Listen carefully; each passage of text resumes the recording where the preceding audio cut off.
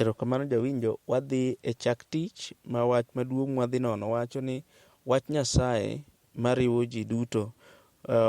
Somo wadhi yudo kawuok e buk ma Daniel 9 matindo 1 kod 2. Asomo kendo wacho niya: e higa mokwongo mar loch Darius wuod Ahasuerus Jamedia mane ruodh piny Babulon, an Daniel nasomo kitabe maler ka adwaro ng'eyo tiend higni 70 mane Jerusalem biro bedo gunda, kaka ne ruoth Nyasaye owacho ni Jeremaya.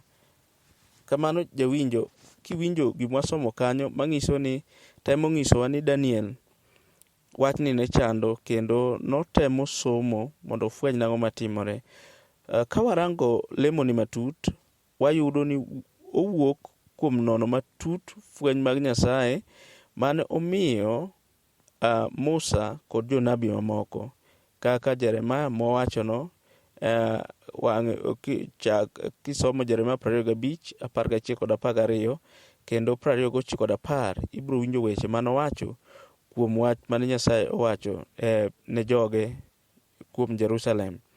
Janabi ne otimo lemoni e higa mar 539 BC, e ndalo mane piny ruodh Jo-Pasia okawe loch kuom Babylon, kendo ndalono ne ruoth Darius ema nie telo.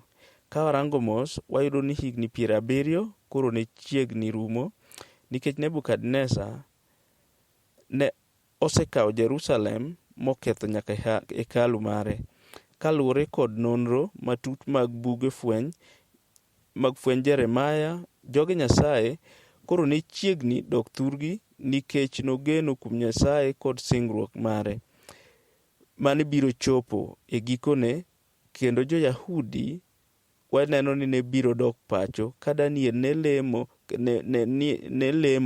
gima ne biro e pache. Noneno wach maber mane biro timore ka biro ne ka e yor fwenyruok, momiyo nong'eyo kuom somo buge, nong'eyo ndalo ma entie, kendo yudo ni Jo-Yahudi chiegni dok thurgi. Kaluwore kod ndiko mane oyudo, nofwenyo kaka richo mar ogandane ne rachie moloyo. Kiparo chien kacha jawinjo, Ezra bende kanokawo buk mosomo ne Jo-Israel kuom gik mane gitimo, wayudo ne gikawo thuolo kendo ne giywak ne Nyasaye. Kendo ka wayudo ni bugegi kane Daniel osomo, oyudo gik mane jogi osetimo, kendo ne gin richo malich moloyo.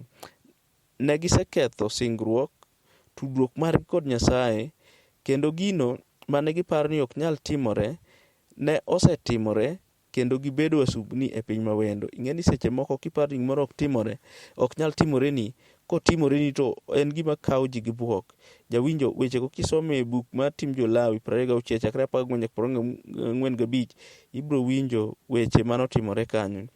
Nikech Daniel nohero somo, omiyo nowinjo kit ndalo mane odakie, mane omiyo obedo kod paro mar ywak ni Nyasaye e lo oganda duto.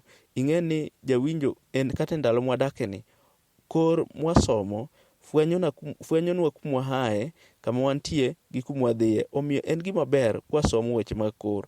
To moloyo, wang'iyo to Daniel nokawo chenro machal nade. Oseng'iswa ni nikech somo mare noparo piyo piyo mondo owuo gi Nyasaye e lo ogandane.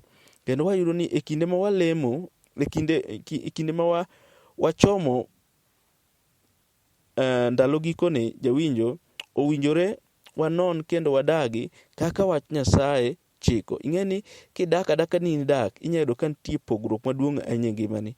To owinjo wadag kaka wach Nyasaye chiko, nikech wan e ndalo giko. En mana wach Nyasaye kende eman kod teko mar fwenyonwa ndalo mwadakie, ok wach moro, wach Nyasaye kende. Wach Nyasaye yangonwa maler lweny maduong' manie kind ber kod rach, kendo oyangonwa ni sigand dhano ibiro lor ka iyweyo richo duto e wang' piny, bang'e chakruok mar piny ruoth Nyasaye mochwere biro bedo. Jawinjo, wechego kidok e Daniel 2, ibiro Daniel 7, ibiro wechego kaka nowach maber. To kendo koro ng'isowa ni wach Nyasaye yangonwa gimoro amora timore.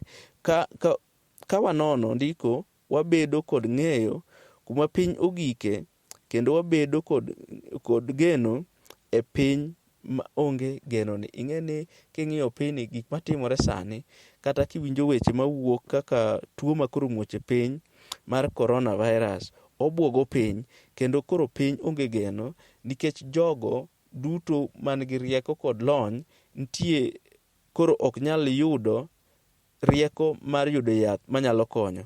Omiyo jo Nyasaye to bedo gi geno e piny e seche ma weche tek, nikech ging'eyo ni Nyasaye ema kelo konyruok duto, nikech tekogi kod ngimagi koda gidak kuom Kristo. Omiyo jawinjo, kwadhi nyime, en gima lich mondo wafweny ni wach Nyasaye ema riwo ji duto, to kwageno kuome tiyudo ka wan gi kwe kendo wabedo gi ng'eyo kwasomo buge mag nonro mag kor, kendo wang'eyo kinde mawadak e piny ka. Omiyo wach Nyasaye chikwa e yor adimba kaka winjo wuothi.